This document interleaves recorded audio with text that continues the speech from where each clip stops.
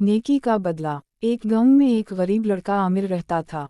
वो अपनी वालिदा के साथ एक छोटे से घर में रहता था। आमिर की वालिदा बीमार रहती थीं और वो घर के काम के साथ साथ मस्जिद में भी झाड़ू लगाता था।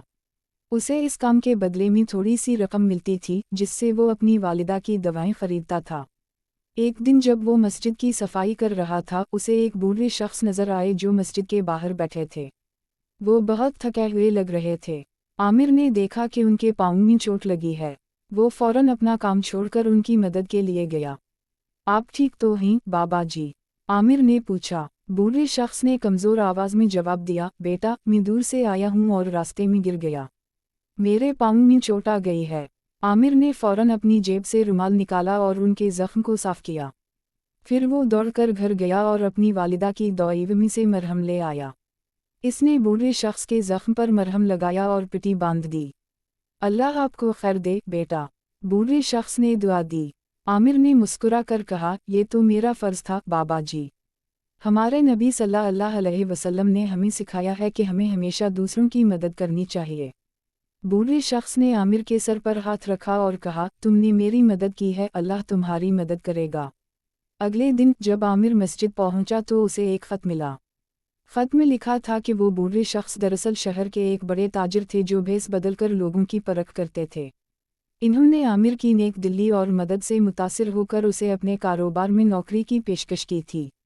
आमिर की खुशी का ठिकाना ना रहा। अब वो अपनी वालिदा का बेहतर इलाज करवा सकता था। इसने अल्लाह का शुक्र अदा किया और सोचा कि वाकई नेकी का बदला नेकी ही होता है।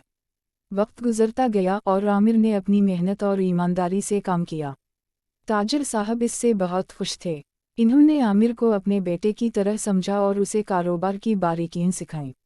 आमिर ने भी पूरी लगन से सीखा और जल्द ही वो कारोबार का एक अहम हिस्सा बन गया। अपनी नई नौकरी के साथ आमिर ने सबसे पहले अपनी वालिदा का बेहतरीन इलाज करवाया। फिर इसने अपने गांव में एक मुफ्त दवाखाना खोला ताकि गरीब लोगों को मुफ्त इलाज मिल सके। इसने मस्जिद की मरम्मत के लिए भी रकम दी और वहाँ एक मदरसा भी कायम किया जहाँ गरीब बच्चों को मुफ्त तालीम दी जाती थी।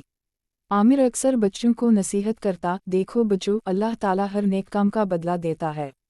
कभी भी किसी की मदद करने से ना घबराओ। हो सकता है कि आपकी छोटी सी मदद किसी की ज़िंदगी बदल दे। आमिर की कहानी पूरे गांव में मशहूर हो गई। लोग उसे मिसाल के तौर पर पेश करते कि कैसे एक गरीब लड़के ने अपनी नेक नियति और मेहनत से न सिर्फ अपनी ज़िंदगी बदली बल्कि दूसरों की ज़िंदगियों में भी खुशियाँ लाई। इस कहानी से हमें ये सबक मिलता है कि 1. हमेशा दूसरों की मदद करनी चाहिए, चाहे हमारे पास कितना ही कम हो। 2. अल्लाह ताला कभी भी नेक काम का बदला ज़ाया नहीं करता। 3. मेहनत और ईमानदारी से काम करने वालों को अल्लाह ताला ज़रूर कामयाबी अता फरमाता है।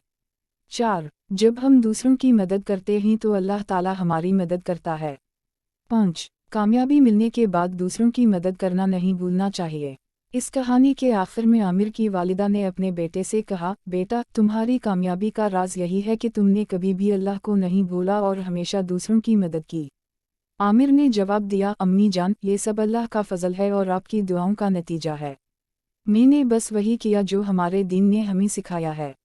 आज भी जब कोई आमिर से पूछता है कि वो इतना कामयाब कैसे हुआ, तो वो मुस्कुरा कर कहता है, मैंने बस एक बूढ़े की मदद की थी, बाकी सब अल्लाह ताला ने किया। ये कहानी हमें सिखाती है कि ज़िंदगी में कभी भी अच्छे काम करने से ना घबराएं। छोटी सी नेकी भी आपकी ज़िंदगी बदल सकती है।